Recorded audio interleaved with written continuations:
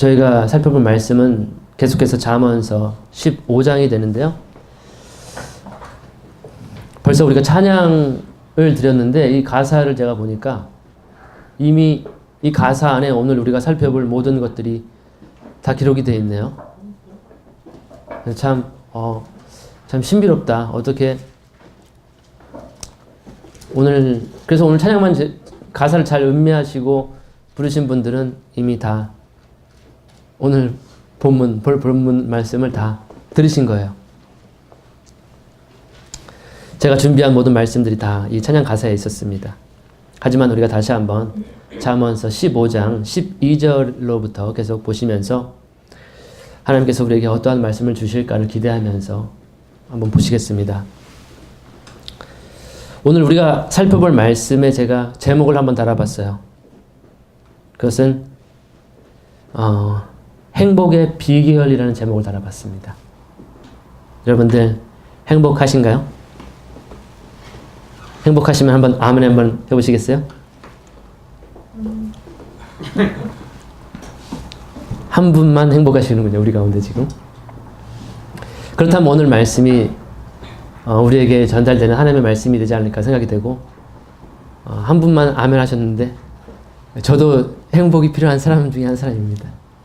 그래서 오늘 메시지가 저에게 누구보다도 저에게 정말 필요한 메시지라는 것을 저는 느꼈어요.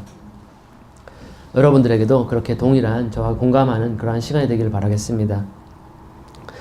우리 모두가 바라는 것은 분명한 목적은 행복이겠죠? 우리가 행복한 삶을 원하고 생명을 원하고 해피 엔딩을 원하는 것은 누구나 다일 것 같아요. 누구나 다 새드 엔딩을 원하진 않겠죠. 슬픈 엔딩으로 주인공이 죽으면서 끝나는 영화는 다 싫어하잖아요.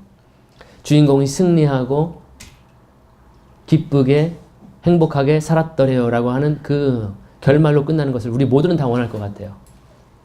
그래서 오늘 말씀을 보시면서 행복의 비결이 어디에 있는가를 발견하는 그런 귀한 시간 되기를 저는 소망하고 있습니다. 12절에 보시면은 잠언 15장 12절에 보시면 비웃는 자는 자기를 책망하는 자를 사랑하지 아니하며 지혜로운 자에게 가려하지도 아니하리로다.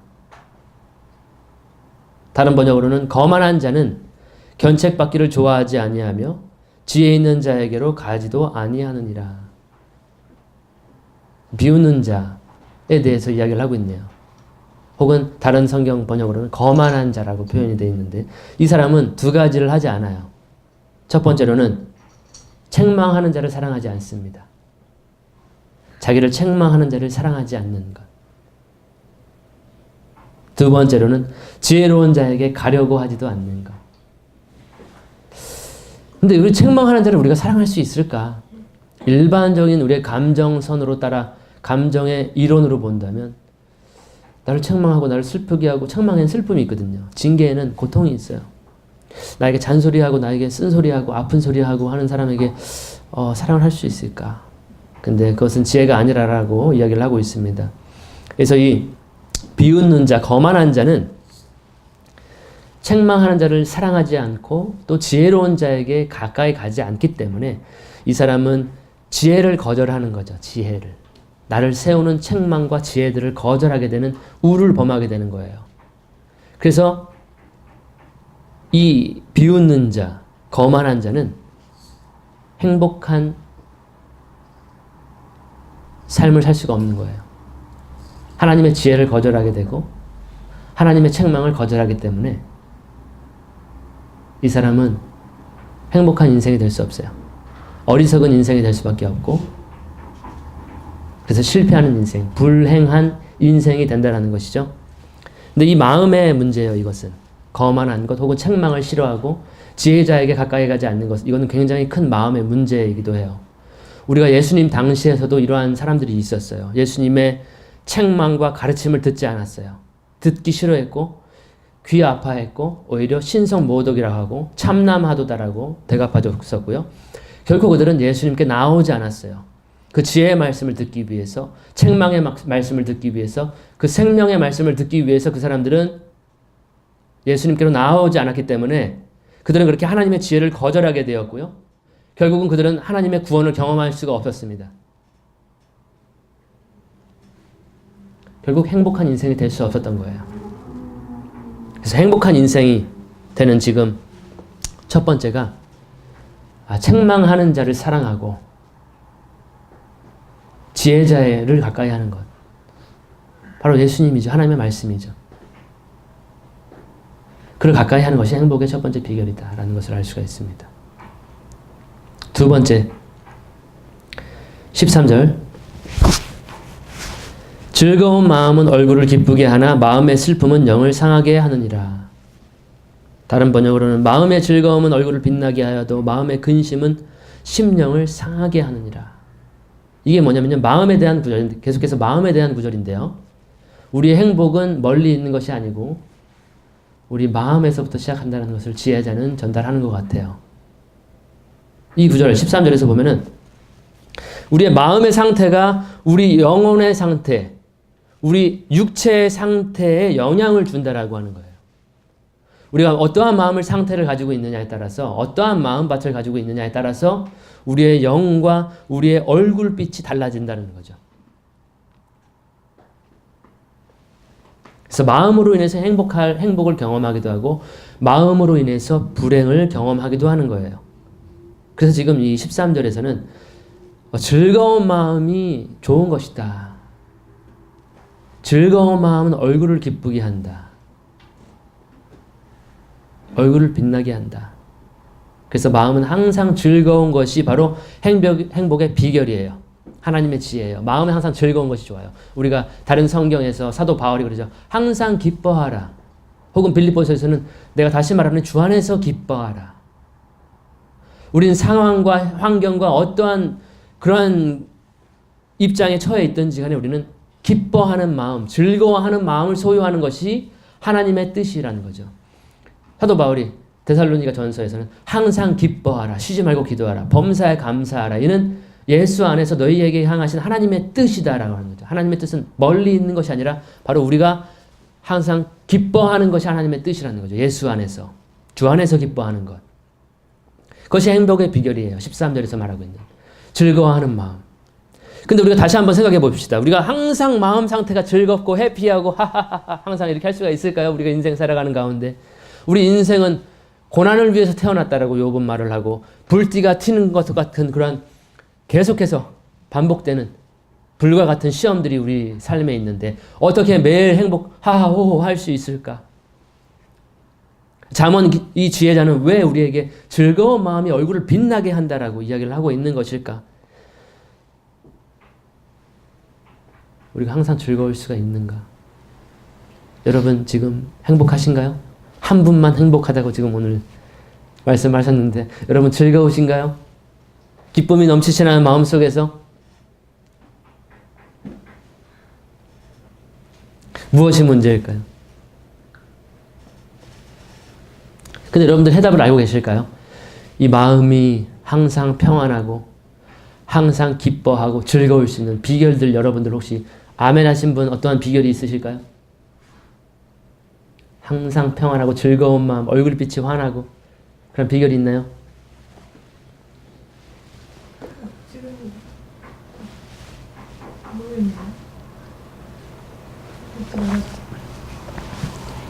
예, 사실 쉬운 문제이기도 한데 좀 어렵기도 한 것 같습니다. 제가 이제부터 드릴 이 답이 정말 쉬운 답인데도 참 어려운 답이 아닌가 생각이 되는데 어떻게 하면 우리 마음이 항상 즐거울 수 있을까? 우리가 찬양 가운데에서도 그 답이 나온 것 같은데요. 사실 주님 내 안에 계시고 주께서 우리와 항상 함께 하신다면 주님의 임재, 그분의 옆에 계심, 나의 옆에서 돕고 계시는 그 주님의 숨결과 그 임재가 따뜻한 포근한 그러한 품이 경험이 된다면 항상 즐거울 수 있지 않을까. 전 그렇게 생각을 합니다. 하나님의 임재예요. 결국에는. 하나님께서 지금 나와 함께 계시는구나. 내 옆에서 나를 위로하고 계시는구나. 내 옆에서 나를 돕고 계시는구나. 이것이 비결이 아닌가 생각이 돼요. 우리 마음에 항상 그래도 즐거울 수 있는 것. 어떠한 환경 가운데에서도.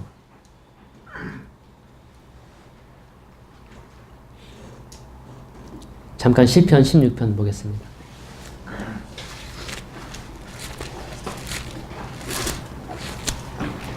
11절에 이러한 말씀이 있네요. 주께서 생명의 길을 내게 보이시리니 주의 앞에는 충만한 기쁨이 있고 주의 오른쪽에는 영원한 즐거움이 있나이다. 주님 앞에는 충만한 기쁨이 있다라는 거죠. 그리고 그의 오른쪽에는 영원한 즐거움이 있다. 충만한 기쁨과 즐거움이 주님께 있다라고 하는 것이죠. 또 역대상 16장 27절 보겠습니다. 역대상에는 이러한 말씀이 또 있네요. 역대상 16장 27절에 존귀와 위엄이 그의 앞에 있으며 능력과 즐거움이 그의 처소에 있도다. 능력과 즐거움이 그의 처소에 있도다. 그분께서 계시는 곳에 있도다. 바로 하나님의 임재 가운데 그분께 나아오는 것이 우리가 항상 즐거운 마음, 평안한 마음, 행복한 마음을 가질 수 있는 비결이라는 거예요. 우리 마음에 주님께서 가득 차는 것이 우리 마음이 항상 즐거울 수 있는 비결이 될 수 있다는 거죠. 근데 우리 세상 노래 가운데는 이런 가사가 있죠. 내 속에 내가 너무도 많아. 내가 너무 많아요. 저도요. 저 자신을 오늘 돌이켜보면 내 속에 내가 너무 많아요. 주님으로 가득 차야 되는데 주님 앞에 충만한 기쁨과 즐거움이 있는데 영원한 즐거움이 있는데 왜 나는 지금 근심하고 있을까? 왜 나는 슬퍼하고 있을까? 왜 나는 답답해하고 있을까? 분명히 이거는 하나님의 임재에 대한 관점에서 내가 지금 문제가 좀 있는 것이 아닐까? 그런 생각이 들었어요. 그래서 하나님의 임재가 바로 즐거운 마음을 갖는 것이 비결이 아닌가. 너무나도 쉬운 비결인데 그것이 답이 아닐까 생각이 돼요. 실질적으로 적용을 해봐야 되겠죠. 어떻게 하면 그러면 하나님의 임재를 경험하고 날마다 그러한 마음의 기쁨을 상실치 않고 즐거움을 상실치 않을 수 있을까. 실질적인 대안들이 필요하겠죠. 그것이 바로 하나님의 임재를 경험하는 첫 번째 방법이 바로 찬양이라는 거예요. 찬양. 찬송 중에 거하시는 이스라엘의 하나님, 주는 거룩하십니다. 시편 기자는 이야기를 했어요. 이스라엘의 찬송 중에 거하시는 주여, 주는 거룩하십니다. 찬송 중에 하나님의 임재를 경험하죠. 하나님의 감동, 감화를 경험하는 거죠. 찬송 중에. 굉장히 중요한 사실이에요. 찬양이라는 것이 그만한 능력이 있어요. 찬양의 가사들이 그만한 능력이 있는 것 같아요. 그래서 바울이 말하기를 성령 충만을 받으라 라고 한 다음에 시와 찬미와 영적인 노래와 우리가 하나님의 임재 가운데서 성령 충만함을 경험하는 것이 바로 찬양이 그 하나가 되는 것이에요. 바울과 실라의 그 예가 있죠. 바울과 실라가 복음을 전하다가 감옥에 갇혔었죠. 사도행전에서 우리가 배웠던 부분. 그들은 되게 많이 옷이 찢어지는 상태로 이렇게 옷이 다 찢어졌어요. 그 다음에 많이 맞았어요. 그 다음에 발은 착고에 쇠사슬이 매어 있었어요. 그런 가운데에서 그들이 밤중에 기도하고 찬송을 부르죠. 우리 인간적인 방법으로 관점으로 본다면 되게 두드러 맞고 옷 다 찢어버리고 머리 헝클어지고 노숙자처럼 됐는데 기도하고 찬양한다는 건 좀 맞지가 않아요. 근데 그러한 환경에서 바울과 실라는 밤중에 기도하고 찬양을 합니다. 찬송을 부릅니다. 그랬더니 어떠한 일이 일어나냐면 그 사도행전 16장에 나오는데 큰 지진이 일어나고요. 그들을 묶고 있었던 그 쇠사슬이 풀려져 버립니다. 이것이 바로 찬양의 능력이 아닐까. 찬송의 능력이 아닐까.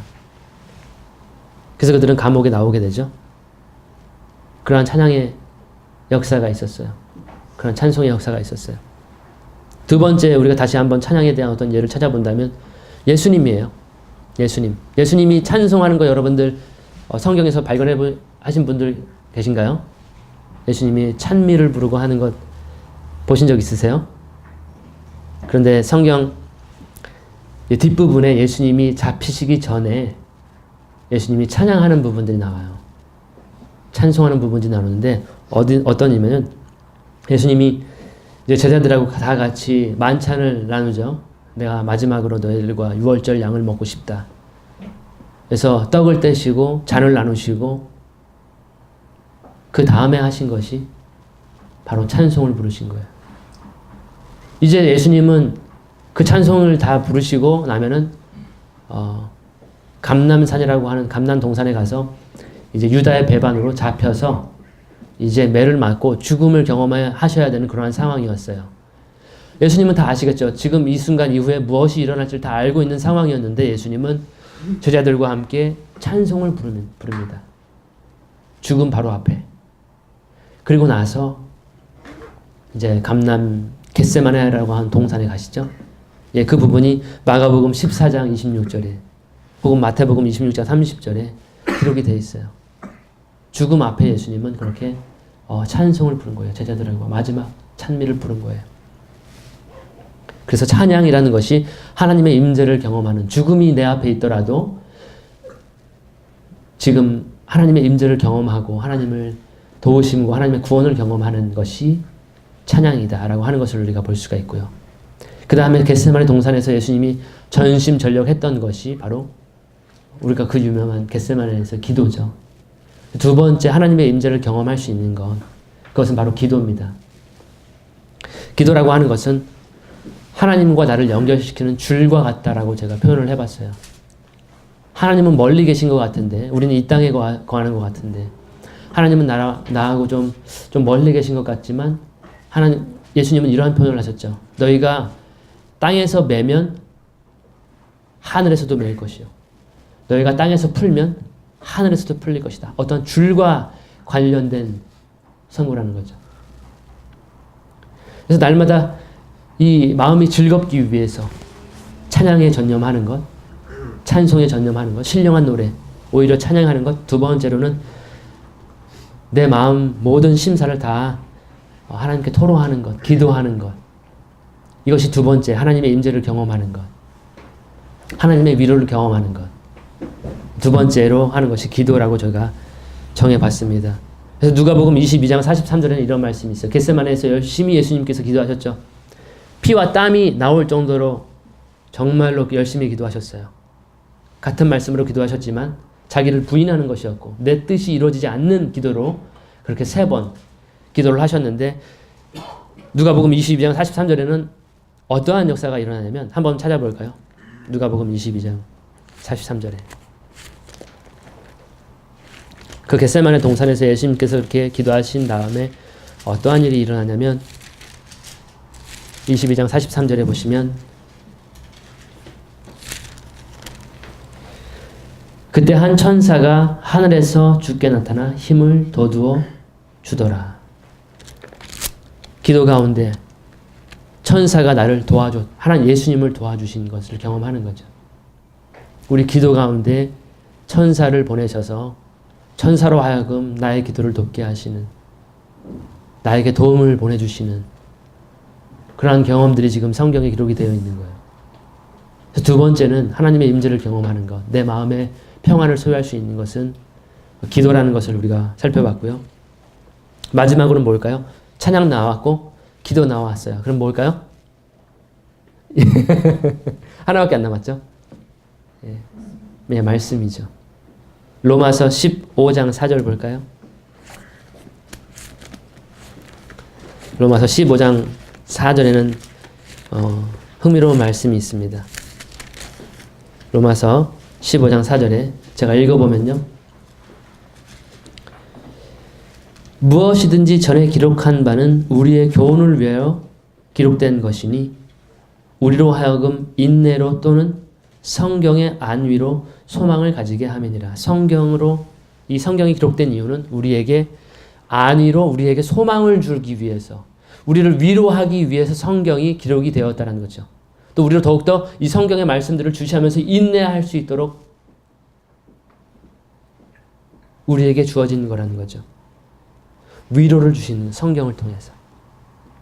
그래서 우리가 마음이 힘들 때 매일 우리가 즐거울 수는 없잖아요. 삶의 여러 가지 많은 일들 때문에 힘들 수가 있잖아요. 그 가운데 우리가 전심전력해야 되는 것이 바로 즐거운 마음으로 환한 얼굴빛을 가질 수 있는 비결이 바로 찬양이었고요. 두 번째는 기도였고요. 세 번째로는 말씀이라는 겁니다. 성경이라는 것입니다. 그래서 우리 중에 지금 마음이 불편하신 분들이 계시다면, 마음이 힘드신 분들이 계시다면, 저도 지금 마음이 힘들어요. 어려워요. 많은 고통이 있어요. 그래서 오늘 이 말씀은 저에게도 너무나도 필요했던 말씀이에요. 찬양으로 나아가자. 맞다. 기도로 나아가자. 말씀을 계속해서 묵상하자. 말씀에서 주님의 음성을 듣자. 이 세 가지가 하나님의 평안, 마음에 즐거운 마음을 가질 수 있는 비결이 되는 것이죠. 그래서 찬양과 기도와 말씀이 있는 장소가 어디냐면 바로 하나님의 전이죠. 하나님의 교회예요. 그래서 우리가 모이기를 힘쓰는 것, 찬양과 기도와 말씀이 있는 장소, 이 교회는 정말로 소중한 곳이에요. 세상 사람들은 알지 못하는 그러한 장소예요. 하나님의 피난처, 도피처가 되고요. 하나님의 기도하는 집이 되고요. 만민의 기도하는 집, 하나님을 찬송하고 하나님을 배우는 집, 하나님의 성전이 되는 것이죠. 바로 예배예요. 그래서 우리가 예배의 자리에 항상 나아오는 것이 더 절실히 필요하다는 거예요. 우리 마음이 힘들다면 더 그 자리에 열심으로 나아오는 것이 더 필요하겠다라는 것이에요. 그러한 저와 여러분이 되기를 소망합니다. 그것이 행복의 비결이라는 것이에요. 14절로 보시면 어떠한 사람이 행복한가? 14절을 보시면 명철이 있는 자의 마음은 지식을 구하거니와 어리석은 자들의 입은 어리석음을 먹고 사느니라. 지식을 구하는 마음에 대한 구절이네요. 행복의 비결. 여기서 말하고 있는 것은 지식을 구하는 거예요. 지식이 어디 있는가? 하나님의 지식이 어디 있는가? 바로 성경에 하나님의 지식이 가득해요.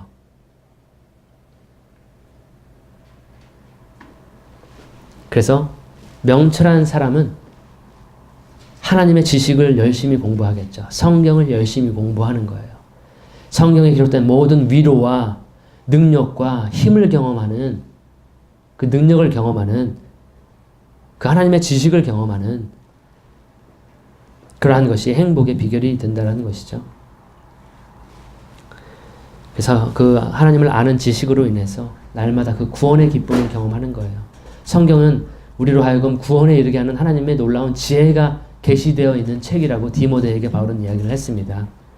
그래서 성경을 구하는 마음, 그러한 지식을 구하는 마음, 이것이 또 행복을 가져다주는 비결이 되는 거예요. 성경에 전심전력하는 것. 거기서 하나님의 지혜와 지식을 경험해서 구원의 기쁨을 경험하는 것, 소망을 갖는 것. 이것이 또한 행복의 비결이 되겠습니다. 15절은 또 마음에 관련된 구절입니다. 우리의 행복은 멀리 있는 것이 아니라 우리 마음 속에 있는 거라는 거예요. 15절 고난받는 자의 모든 날은 악하거니와 마음이 즐거운 자는 계속해서 잔치하느니라.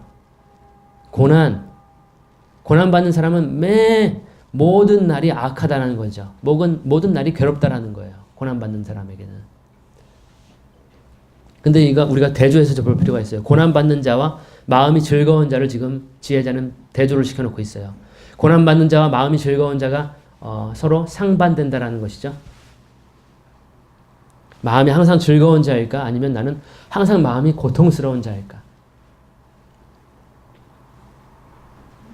마음이 그래서 즐거운 사람은 매일 잔치하는 거, 매일 파티예요. 항상 즐거운 거예요. 근데 문제는 성경은 하나님의 백성들에게, 하나님의 사람들에게 고난이 있다는 것을 전달하고 있어요. 우리가 욥의 고난을 들었죠. 예수님의 고난을 우리가 배웠죠. 그리스도인의 삶에 고난은 빠질 수가 없어요. 그런데 성경은 말하기를 그리스도인의 고난은 잠깐이라는 것을 이야기합니다. 우리가 겪고 있는 현재의 고난은 장차 우리에게 나타날 영광과 가히 비교할 수가 없다라고 바울은 로마서 18장 18절에 말을 하고 있어요. 우리가 현재 받는 고난도 받아야 될 것이다. 우리가 상속자이기 때문에 하나님의 상속자, 공동 상속자이고 우리가 고난도 받아야 될 것이다. 의인에게도 고난은 있다라는 것이에요. 근데 우리가 그 고난은 영원하지가 않아요. 우리가 받을 영광과 비교해 봤을 때 비교 불가의 것이라는 것이죠. 그리고 우리에게는 그러한 영광스러운 날이, 그러한 기쁜 날이, 영원한 생명의 날들이 영원히 지속된다라는 것이에요. 그렇기 때문에 우리는 이 영광스러운 날이 있기 때문에, 이러한 소망이 있기 때문에 날마다 항상 기뻐할 수 있는 거죠. 소망 가운데 즐거워할 수 있는 거예요. 어떠한 환경에 있든지 간에 우리는 즐거운 마음으로, 기쁜 마음으로 그 날을 바라볼 수가 있고 기다릴 수가 있는 것이죠. 그것이 또한 행복의 비결이 되는 것이라고 우리가 볼 수가 있겠습니다. 그 다음에 또 어떠한 것이 행복의 비결이 있을까? 16절에서는 돈에 대해서 이야기를 합니다. 돈이 많이 있으면 행복하지 않을까요, 여러분? 돈이 많이 있고 싶죠?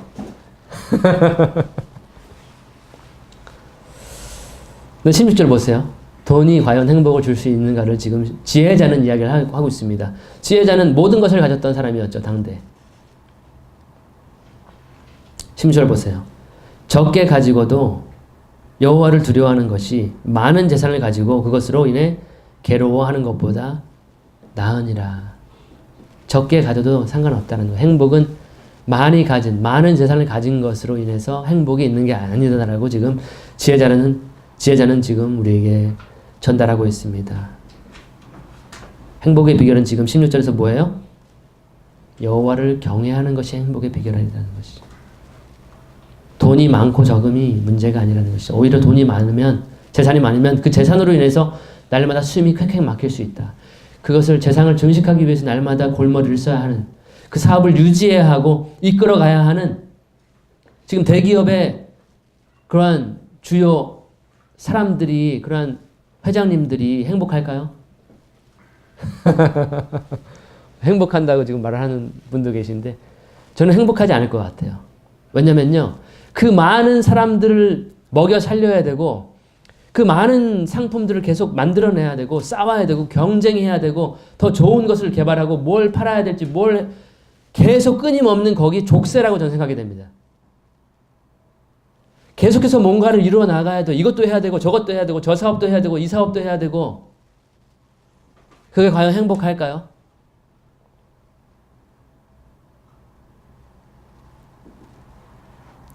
가산이 적어도 문제가 될 거 없다는 거죠. 여호와를 경외하는 것이 행복의 비결임을 지금 16절에서 이야기하고 있습니다. 저와 여러분 그러한 사람이 되길 원해요. 뭘 많이 해서 뭔가 많이 이루고 많이 얻고 그게 행복한 것이 아니라는 거죠. 근데 우리는 거기에 얽매이는 경우가 너무나도 많아요. 여호와를 경외하는 것이 행복의 비결이라는 것. 적게 가져도 상관없다라는 것. 돈이 행복을 주지 않는다는 것을 지금 16절에서 이야기하고 있습니다. 또 어떤 것이 행복할까? 우리 맛있는 음식 먹으면 행복하죠. 그 음식에 대해서 또 지금 17절에 나오고 있습니다. 보세요. 채소를 먹으면서도 사랑이 있는 것이 외양간의 소를 먹으면서 그것과 함께 미워하는 것보다 나으니라. 1등급 최고의 마블링 한우를 먹어도 행복하지 않다라는 것을 지금 이야기하고 있어요. 꽃등심을 마다할 사람이 있을까요? 여기 앉아 계신 분들? 맛있는 블랙 앵거스 소고기를 마다할 사람이 있을까요? 케이지 프리, 목장에서 막 뛰놀던 그 소고기를 포기할 사람들이 있을까요? 근데 지금 여기서 말하는 것은 뭐냐면 진짜 행복은 그러한 맛있는 음식, 맛집, 정말 최고급의 요리, 5성급의 요리사가 요리한 요리가 아니라 서로 사랑하는 것. 채소를 먹어도, 여간의 채소, 풀떼기만 먹어도 사랑하는 것, 서로 사랑하는 것이 행복의 비결이다라고 지금 이야기를 하고 있습니다. 우리 방송들 지금 TV를 보면은요, 매 먹을 거예요.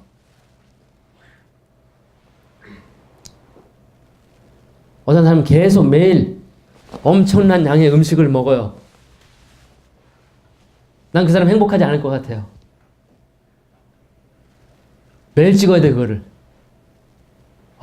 저 하라고 해도 못할 것 같아요, 저는. 그냥 안 먹겠습니다, 저는. 돈 안 받겠습니다. 사랑이 없다면 행복하지 않다는 거예요. 풀만 먹어도 사랑이 있는 것이 행복의 비결이라는 거죠. 모르겠어요. 오늘부터 식탁에 고기가 없어질지도 모르겠지만, 김치만 딸랑 올라올지 모르겠지만, 사랑이 더 중요하다는 거죠. 그것이 행복의 비결이라는 것을 이야기하고 있어요. 16절에서는 돈이 행복을 주는 거 아니고 거기에 너 인생 허비하지 말라는 거예요. 행복을 위해서. 여호와를 경외하는 것이 행복의 비결이고, 두 번째로는 맛있는 음식으로 하지 말아라. 또 맛있는 음식 먹으려면 많이 돈을 벌게 됩니다. 이게 순환이 계속 되는 거예요. 더 좋고 행복해지기 위해서 돈을 벌고요. 또 맛있는 음식을 먹으면 행복하니까 더 많은 사업을 하게 되고요. 더 많은 재산을 원하게 되고요. 그러면서 인생이 점점 망가져가는 거예요. 마음의 평안이 상실돼 가는 거예요. 기쁨이 상실돼 가는 거예요. 하나님과의 관계가 망가지는 거예요. 여호와를 경외하지 않게 되는 거죠.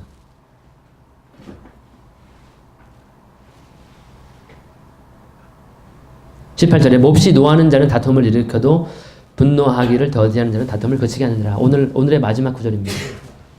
분노에 대해서 나오고 있습니다. 분노. 이거 우리 행복을 파괴하는 존재예요. 분노. 근데요, 이 분노는 우리 안에 다 가지고 있어요. 이 분노를 잘 다스려야 돼요. 노하기를 더디하라라고 이야기하고 있습니다. 절대 분노해서는 안 돼요. 분노하면요, 가정이 파괴됩니다. 자녀들에게 분노하게 되고, 아버지에게 분노하게 되고, 가정이 파괴되고요. 분노하면요, 사회가 파괴됩니다. 내 공동체, 내 주변의 사람들이 관계가 파괴가 돼요. 분노하면요. 직장에서 문제가 생기고요. 분노는 그래서 사회를 파괴시키고요. 또 분노는 교회를 파괴시킵니다. 우리가 형제에게 노하는 자마다, 예수님이 이런 가르침이 있죠. 형제에게 노하는 자마다 위험에 처할 것이다. 나가라고 하면 심판의 위험, 지옥불의 위험이 처해질 것이다. 분노하면 안 돼요. 분노는 교회를 파괴합니다. 결국엔 뭐예요? 분노는 자기 자신을 파괴하는 불행의 전조라는 것입니다. 내 삶을 완전히 불타 없애버리는 지옥의 불이라는 거예요.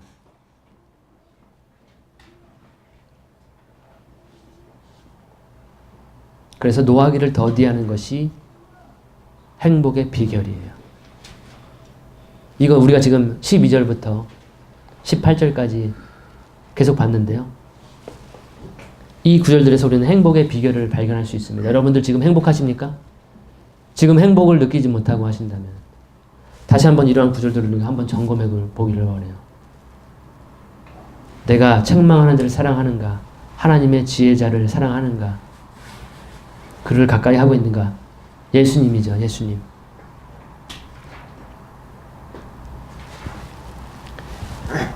내가 항상 즐거운 마음을 가지고 있는가? 그 다음에 내가 항상 지식을 구하는가? 성경의 지식을 내가 갈구하고 있는가? 아니면 다른 것들을 내가 갈구하고 있는가? 내 마음에서. 15절도 즐거움에 대한 구절이었고요. 16절은 재산보다 여호와를 경외하는 마음이 행복의 비결이다. 17절에서는 좋은 음식보다 서로 사랑하는 마음이 행복의 비결이다. 18절에서는 분노하지 않는 마음이 비결이다. 행복은 멀리 있지 않습니다. 우리 마음을 우리가 어떻게 하느냐에 따라서 행복이 좌지우지되는 거예요. 그래서 잠언 기자는 이러한 얘기를 하죠. 무릇 지킬 만한 것보다 너의 마음을 지켜라. 삶의 모든 문제들이 거기서 시작된다. 우리가 이렇게 많이 봤는데, 그러면 우리가 마음을 어떻게 하는 것이, 결론을 내렸을 때 어떠한 것이 어떠한 마음이 우리에게 행복을 줄 수 있을까? 바로 우리 마음에 내 자신이 사라져야 되는 거죠. 내 생각과 내 욕심과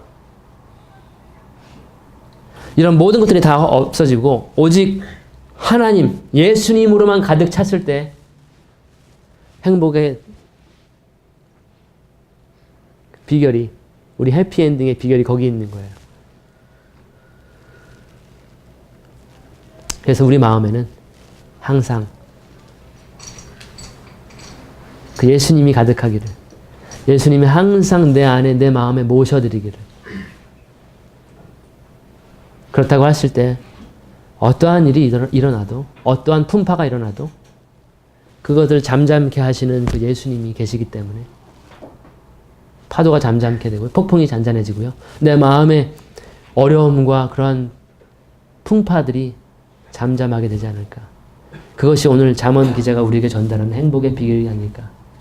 저는 그렇게 생각을 해봤습니다. 그래서 저와 여러분들, 우리 항상 예수님으로 가득 차기를, 항상 예수님과 동행하기를 소망하면서 오늘 말씀을 마쳐봅니다. 기도하겠습니다. 하나님 아버지, 감사드립니다. 저에게 필요한 말씀이었습니다. 주님, 저의 마음에 왜 이렇게 많은 것들이 있는지 모르겠습니다. 너무 힘들고 고통스럽고 어렵습니다. 이러한 환난 가운데, 폭풍 가운데 주님, 이러한 모든 것들을 잠잠케 하여 주옵소서.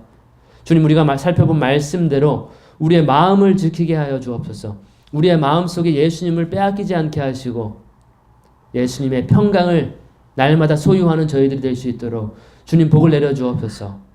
우리 가운데 많이 힘들고 어려운 지체들이 있을 것입니다. 고통받고 있는 지체들이 있을 것입니다. 행복하지 않은 그러한 시간을 보내고 있는 지체들도 있을 것입니다. 주님, 주님께서 이런 모든 것들을 해결해 주시기를 기도합니다. 주님께서 모든 것을 평안하게 즐거움으로 바꿔주시기를 기도합니다. 감사드리며 예수님의 이름으로 기도합니다. 아멘. 수고하셨습니다.